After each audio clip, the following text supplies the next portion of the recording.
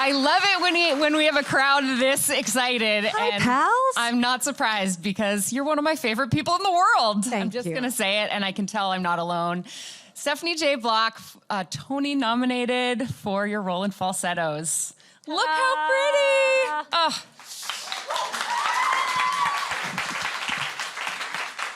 It's unusual for a show to get so much love for the Tonys after a limited run that closed months ago. Months ago. Does it feel a little strange to be back engulfed in this world that you stepped away from months ago? No, I never wanted to leave it. I'll be very honest. When the nominations came out, we all had great hopes, but you know, there were a lot of new, shiny productions that were out, so the expectations were just, we did the best work we could. We hope it left some sort of mark on people. So when 4 of the actors got nominated and the show itself for Best Revival, it really is kind of just the biggest compliment in award season you can get, because like you mentioned, 4 months prior, we had taken our last bow, and you never know what goes on after that. So it was really wonderful. And to know that Christian, Andrew, myself, and Brandon were going through this season holding hands. Let's do it. Andrew, Christian, myself, and Brandon. Because we fell madly in love with each other literally the very first day of rehearsal. It continued. I know I've said this several times, but we still chat every day, whether it's our little, thread via text or, we video each other, or whatever the case may be. We're in contact every day. They all came over to my house for a slumber party last week, and we had a dance party with my 2-year-old, and we grilled shish kebabs, and I think that bond is going to be around for a long time. And I also think that whatever we created on stage, that bond hit the audience, and that's what left a really large impression, and it certainly did on our hearts and souls. And so, yeah, I love this cast madly. They're all fantastic, and I've met and spent time with everyone on this poster, and everyone is so nice. Like there's not a diva in the crowd. No. You know what? And James Lapine, you got to hand it to him. That man can put together a cast, not just those that can sing well or deliver the story, but he kind of knows whatever the chemistry is going to be in the room. And when you have an intimate musical like this, when it's 5 actors in Act 1 and 7 in the entire play, and the material is pretty heart-wrenching, and I mean, there's levity to it, of course, but it's a pretty deep play, and he knew who he had to come together, and it took a while. I mean, I remember when I got my first phone call, it was February of 2015, and it took a while to get everybody together in the right time and the right place, and somehow, divine intervention, it was the right time, it was the right place, and it was the right group. Thank goodness that the timing happened the way it did. The second I saw your big number as Trina, I'm breaking down, I was like, there is a Tony Award nomination in that woman's future. Now, thank you. Was it the number or was it the banana? I knew you were going to ask that. No, it was the number. The banana. So for people who didn't see it, explain the banana. Okay. Well, the number in it of itself comes about 20 minutes in the play, so you're introduced to all the characters at this point. You see this woman, Trina, who is falling apart, but trying to hold it all together. She's almost like a little, she's going to explode at any moment, but she handles it with perfect hair and baking and just keeping her life together. And so it is a cooking scene. I'm making a banana carrot surprise. Whatever that is. And through the 5.5 minutes of baking and singing and butcher knives and whatever the case may be, food starts flying, but at the end, and this happened in rehearsal once, and James said, do you think you could do that every night? And food couldn't fall on the stage, obviously. No one was there to clean it up. So I just started shoving things in a bowl, and there was this one little rogue banana, and I thought, oh crap, what am I gonna do with that? And so I shoved it in my mouth when I knew I was about to belt a D, and I went downstage, I just shoved it and tucked it in the back of my cheek, and that was that. And so that's now my banana moment. Yeah. And I'm getting banana zippy bags and banana pins and banana. My gosh. I love it. Funny. I kind of love it. But you don't just stick it in the side of your cheek. You're chewing it. Well, she's coming out. I thought at this point she is like a rabid dog. So the more foam and the more, banana and fruit that could come out, probably the best. And that we let it just go, and wherever it would go. And sometimes if somebody was giving me either havoc in the audience or would give, there were some special nights where it actually warranted a standing ovation, and I couldn't believe that was happening. But then I'd start throwing banana chunks at the people that were standing up, and that became a bit of a thing, a bit of a game. Yeah, so it was interactive theater. Did you ever hurl it at somebody who was giving you the stink eye, like somebody who wasn't paying attention? You just hurl it right No, now? when someone wasn't paying attention, I'd take the butcher knife and be, you better clap. Look, and it works. You didn't even need the real knife this time. Yeah. So that was a high D?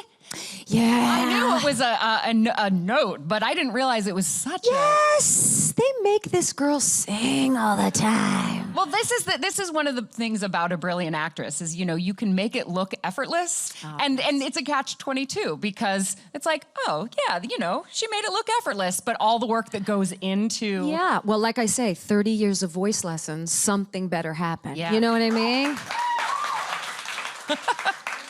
Are you still taking lessons? I do, yeah. How often? I've got a voice teacher who's still back in Orange County. Her name is Jill Goodsell. I love her. She will always be kind of I call her my mentor and my general. She stands on a rock for me, and she fights harder than anybody else.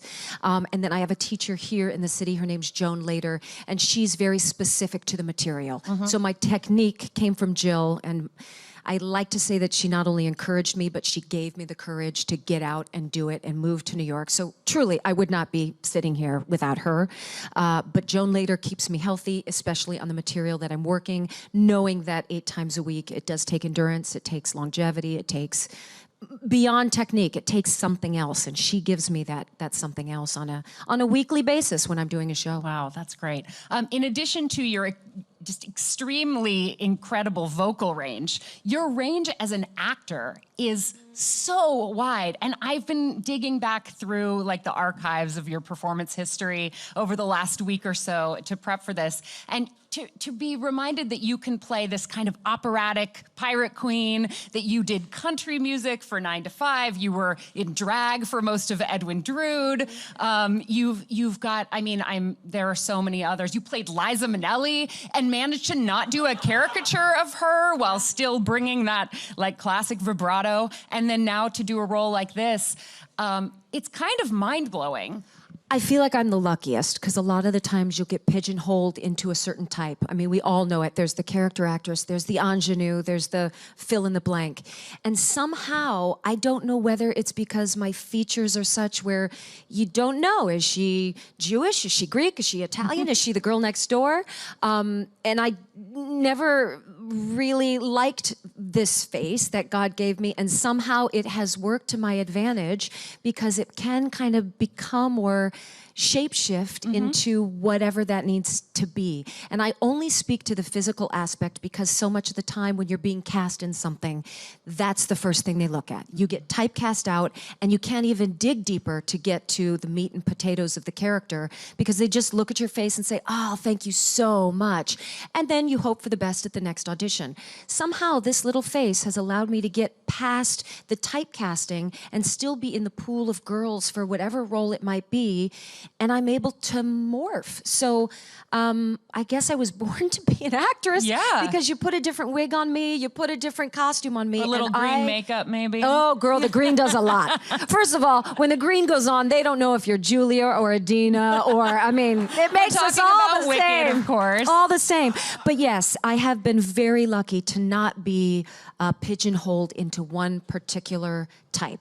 It doesn't mean I book every job. By no means is that the case. No, but the ones that you do. Yeah.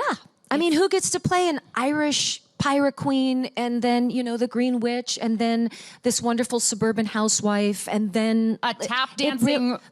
Reno Sweeney. Yeah. It really has been so delicious that I never know what the next role is going to be. And I love that I can pull out different tools and say, oh, yeah, I haven't used that tool set in a long time.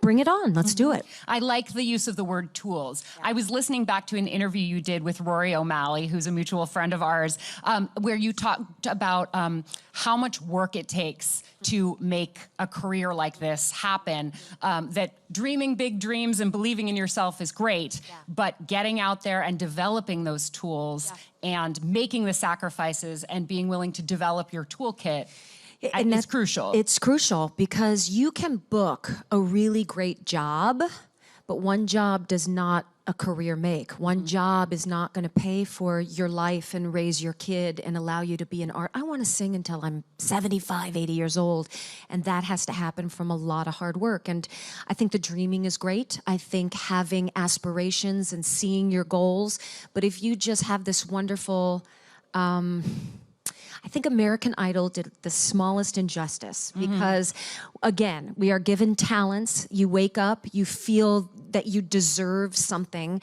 and you just wait for it to happen. And that's not the way it happens. It happens by doing free theater everywhere, by hopefully building really wonderful relationships with people that you've done readings with in the basements of churches, or the cabaret night at such and such, or the reading that you hope will become a musical, but may not.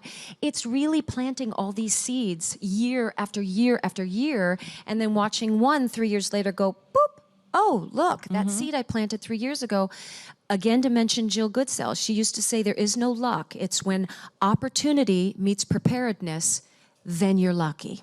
And that's exactly the truth. I wanted to be ready no matter when that phone call happened or whenever that audition happened. I didn't want to be caught out there, you know, with my underwear hanging out in the wind. I wanted to be ready. And you have to prepare yourself. That phone call could happen 5 minutes from now. Kiddos. Are you ready? So be ready. What do you have to lose pretending that your next big major Broadway audition is in an hour and a half? Feel good about that and be ready. Yeah. Such great advice. Oh, sure. Got tons of it. Oh, sure. Speaking of having a range of roles, see how I'm doing this transition? You're also a mama. I am a mama. And I know that it changed your priorities in terms of what kinds of roles you were taking, what you were looking for. And Falsettos was the role that brought you back to the Broadway stage after you had your daughter. Yeah. What went into making the decision that this was the right role at that particular moment? It was interesting because I feel like the decision may have been made for me. I needed the universe to give me a nudge because I mentioned the first phone call happened in February of 2015. And I gave birth to Vivi. Her name's Vivian. We call her Vivi on January the 19th. So it really was 3 or 4 weeks after I had given birth. And I thought, I'm not ready. Yeah. My little spirit just isn't ready to leave this perfect being. But I knew what the role was, and I knew what a sacrifice it would be had I walked away from Trina. So through the course of life, Jordan Roth, our producer, was trying to find the exact place to put us, what theater, and you know, theater real estate is no joke. You've got to book way in advance. You hope and pray that that theater is going to be available to you. Then Lincoln Center came on board.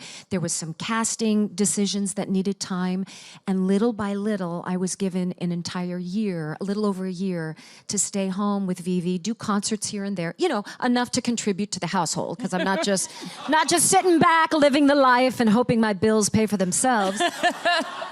But it allowed me to be so invested in this little person and then go off to do something that would feed me in a different way, because I was being fed by her so differently, and nothing prepares you for the love of a child and being a mama, but that never went away. The artistic want and the passion for theater just never went away. So I knew I was going to have to hit the stage at some point, and thank God it was this, because how I approached being Trina as a real live mama is very different. I had played mothers before and thought I had a grasp of what each character was and the relationship between a mom and a child. And then you give birth and have one of your own, and it just changes your whole process. Also, the way I looked at the material, loving Bill Finn the way I did, having heard March of the Falsettos in Falsetto Land, what made me laugh or what made me tear up before having a baby was different.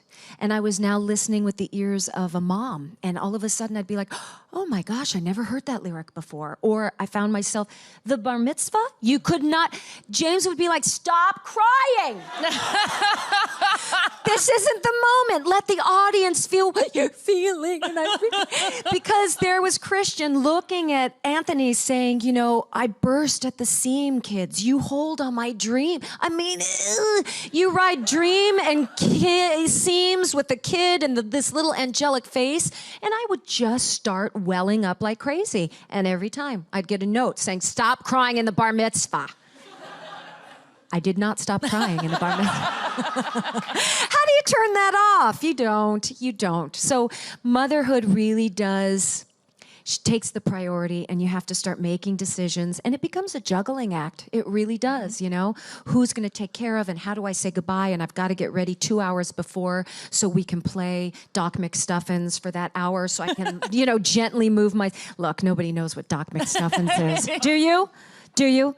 She's a little character that becomes a doctor and takes care of all her stuffed animals. That's on TV, and I watch a lot of that. Paw Patrol and Doc McStuffins. So it just is trying to figure out, which is the age-old, you know, equation. How do you balance life and business and all of that together? And then you put in a 2-year-old, and like I was saying backstage, Vivi is winning at life. She's got full control. I try to release it and be like, I'm in charge, I just love you. You can have whatever you want. So I'm still figuring it out. I'm sure it's gonna be decades of trying to figure it out, but yeah, I'm back in it, doing 8 shows a week. I miss it, like I said, every day, and we'll see what comes next. You're gonna be back in Trina's wig and costume, I presume, for the Tony Awards on June 11th. Yes! What can you tell us about the performance? You know, the only thing that I'm allowed to say is that, beautifully enough, James decided to have everybody be in the All 7 of you? All 7 of us will be on stage.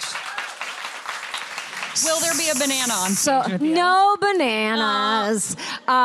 No, but it will be lovely, and I'm so glad we get to quickly be in a rehearsal studio together again, and just the idea of sharing the stage and introducing Falsettos, not only to Radio City Music Hall, because we know that the people in the seats probably saw the show, loved the show, but to get it out there into the world and to kind of give a little taste of what might be coming on PBS in the fall. Yeah. So that's such an exciting, the fact that that exists. So the Lincoln Center team brought in a camera crew that filmed Falsettos. Was it right before the show closed? I think maybe 5 days before we were closing. Right. They filmed 2 performances. It was a 9-camera setup. Wow. So they really captured it. We're anxious to see, of course, the final version.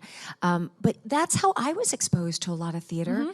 This was before YouTube. This was before all of that stuff that you could click on and be like, oh, what happened there? Why is she doing that? I was sitting in Southern California, and I would watch. Interestingly enough, a lot of them were James Lapine shows, Really? you know, Into the Woods, Sunday in the Park with George.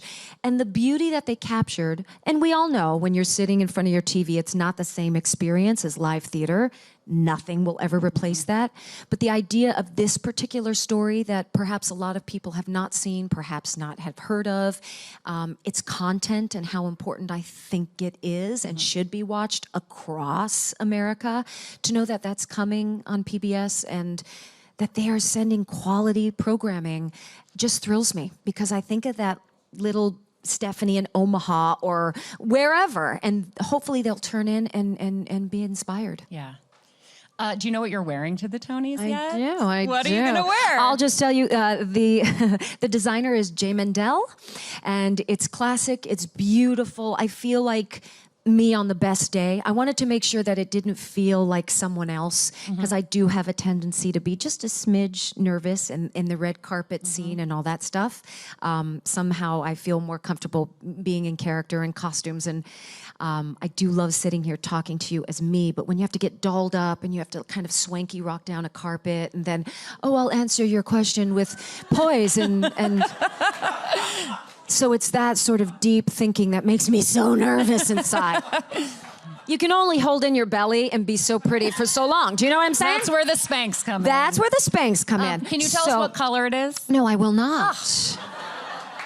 Well, But what I loved after I had chosen this designer, loved it. I was very lucky to be a handful of nominees that Anna Wintour took under her wing, and Vogue took me in, and they styled me from head to toe. So I feel fancy schmance. yeah. But then I came home and I went, oh, J. Mendel. I'm wearing Oh Mendel. Mendel. So a little piece of me just could not be that far away. I need him covered. I need to be covered in him. Yeah. So I thought that was a great talking point, right? Yeah. I'm testing it out on you all. What a beautiful full circle. Yeah. Just like these arrows on the poster. I bringing know. it all together. Nervous Pointing right at wreck. Mendel. That's me. Nervous wreck. This tight-knit family sure is a gift to the theater industry. On the Tony Awards, we're all going to get to see you guys. And then on PBS, the full production. Yes, ma'am. Plus, the album is out, and how we feel incredible. Thank you. We feel so honored because it didn't even occur to me that there wasn't a compilation of Act 1, Act 2, March of the Falsettos, Falsetto Land put together to make Falsettos. Because Falsettos is actually two one-act plays that exactly were brought so. together to make a full production. Right, and for some reason they didn't re-record when it was brought back to Broadway for the first time in 1992 when the two one-acts came together. So when they did come to us and say we want to do the, I guess you can call it the original cast recording because we are a revival, but there wasn't a recording of it. And it's interesting because I can still hear all the original voices in my head from the two different acts, but you have a different voice of Trina. And, you know, so the cast members kind of switched places with between the two albums. So to have this cohesive with all 7 of our voices, it was thrilling. We wanted to honor the original company because the storytelling that they literally gave us. We wanted to make sure that we did justice to what they had created. And yet 25 years later, there's a little, tweak as to how the story is being told. And they really allowed us to put our own stamp on it. The only thing that Bill Finn kept futsy for, which I'm getting tons of people saying, I loved it, was on the album, I go up the octave for when I say, and still the best. Wait, what was it? I'm not going to belt it for you, but it's, and still the bastard divorced me. And I kept saying, it's not my Trina. My Trina's kind of earthy and she's just too heavy. And I don't want to come off as this sort of ambulance and Alice. No. But I say that with love and with skill because Allison Frazier doing that 8 times a week, it sits in her voice in such a place that it sounds conversational. It sounds perfect for her Trina. Right. My Trina to pop into that place and to like make the rafters shake. I just thought, I don't know. We would say hashtag not my Trina. And I was like, hashtag not my Trina. And yet on the album, he said, please, for me, will you just take 2 passes and go up the octave? And I did, and they were able to kind of tone it down so it didn't sound like this, what the heck is going on moment. And I am pleased with the way it turned out. It so sure does sound that little great. moment is thank you, Allison. I stole from you. Hashtag my Trina, your Trina, our Trina. I love that.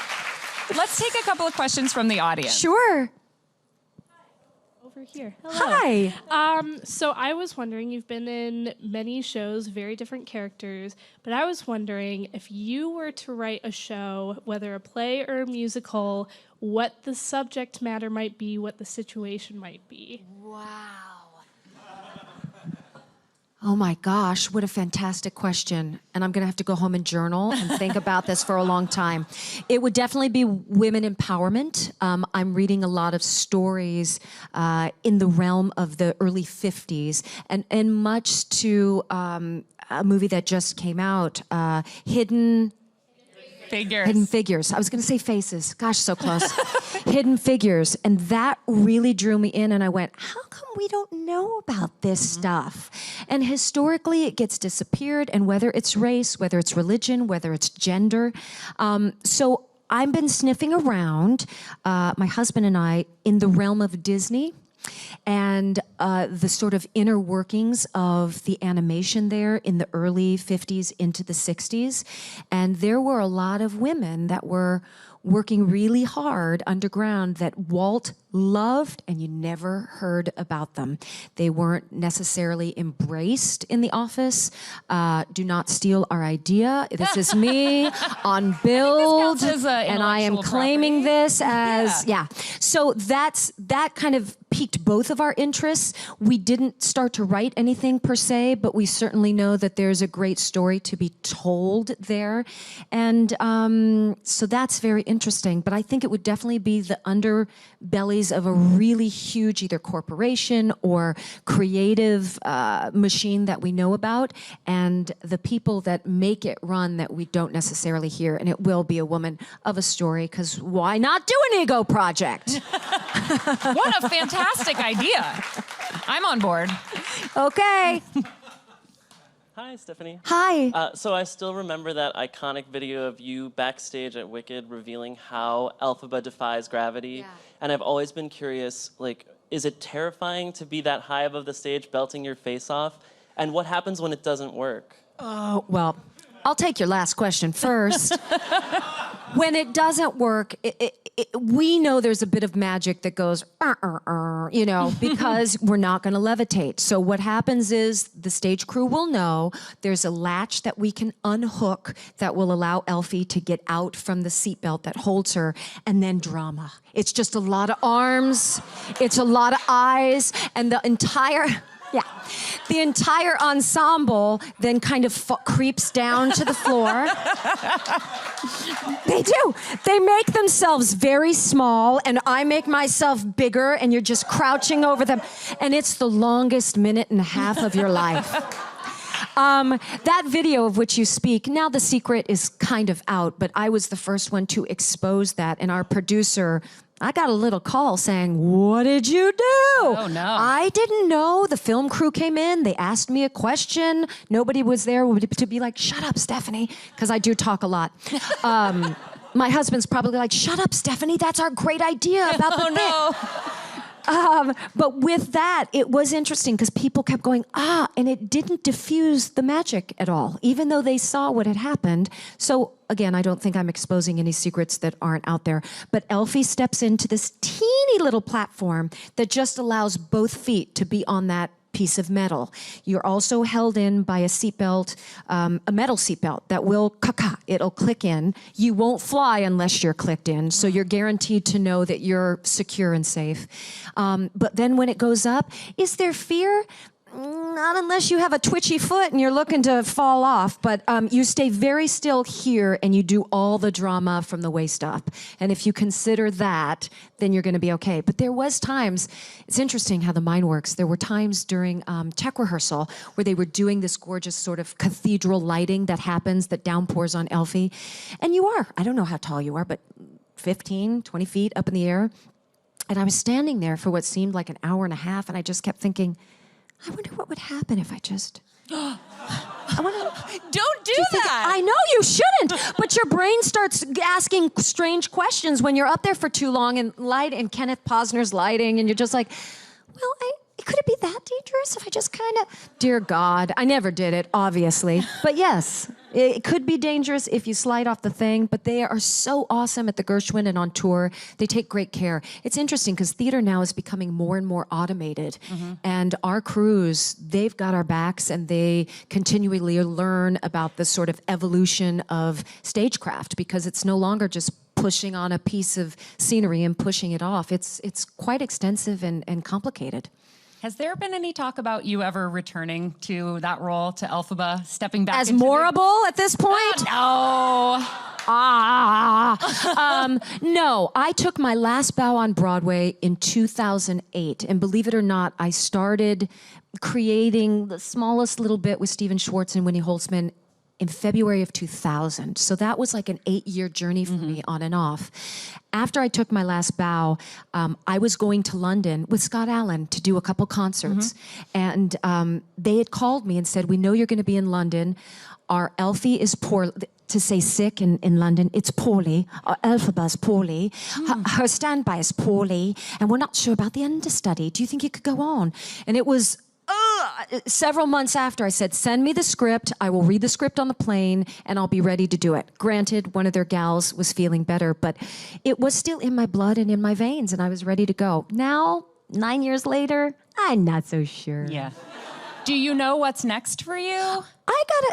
I'm planting those seeds, people. So I'm working on 3 different readings right now. I was very lucky to be a part of an incredible pilot called Rise, which NBC did get picked up. Yay! So I want to make it very clear, by no means is this my show. I am a reoccurring guest. I play a great part, and I look forward to the future of what this show is, and I congratulate the cast because it's very special, and I feel it's almost like Friday Night Lights meets Glee meets, so there is... They're singing? What?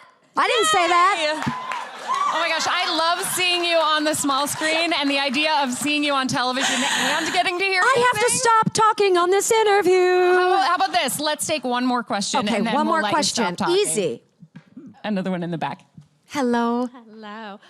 How much of your Trina, like, if at all, did you like try to take from, Barbara and Allison and Faith, like, Well, I'm going to be honest, their voices were always in the back of my head. So there are certain inflections that for me just seemed right. And if I were to veer a different way, I would simply be doing it to say, well, I want to do it differently. And to me, if you do that, you're kind of not servicing the piece the way you should. If they've made a particularly right choice, I'm going to say, that's right. That's right for your Trina, her Trina, my Trina, so we're going to keep that. So then I listened to the albums, and then I stopped. I didn't want to go to Lincoln Center and watch. I definitely wanted my physicality to be my physicality, and that is one thing that I noticed, that Allison, Barbara, Faith, all of their body types were different. All of their gaits and movement were totally different. So I thought that could be me from Stephanie from head to toe, and I didn't feel like I needed to step into somebody else's shoes. Vocally, it was interesting because I noticed throughout the albums, it was almost a continuous belt for Trina. She played it in this fervent pitch, and I think, and I'm going to take a little bit of liberties, but James Lapine said, we're now removed 25 years later.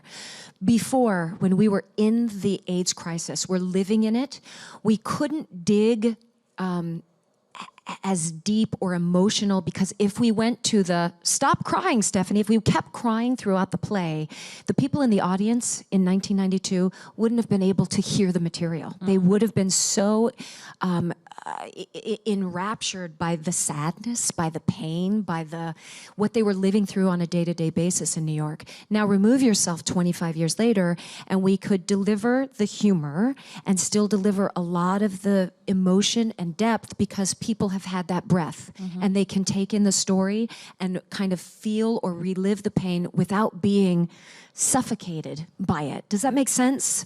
You also have a whole generation that didn't live through it. Didn't live through it? Didn't be given that gravity. The gorgeous stage door that we got with Falsettos and the sort of testimonials of I feel this way or my parents have been divorced, because it's not always about perhaps the AIDS crisis or finding your sexuality. It was a lot about families fracturing, divorce, feeling like you don't know who you are, or feeling like the world is coming crashing down on you. And the beauty of that is that we saw so much of the human spirit be resilient and become better people through their pain, through recognizing that others are going through a major struggle as well. And the political climate led to that. I mean, we were telling this story at a time where, we were on the verge of the first woman president or Donald Trump. And there were two camps, two really distinct camps. And with Bill Finn's lyrics, you could hear audible noises from the audience when it would strike a chord or it would hit particularly at home, depending on what was happening on the news that day. So it couldn't have been more topical. Well, and you couldn't have done a better job of bringing Trina to life. Your cast is so incredible. The album is great. We're going to get to see you on the Tony Awards. And I'm just so grateful that you came and spent this time with us today. Oh, my because pleasure. In addition to being one of the most talented women I've ever seen perform, you're also just one of the sweetest people I've ever met. So thank you so much for giving yourself to us this afternoon. And congratulations on your Tony nomination. Thank you so much.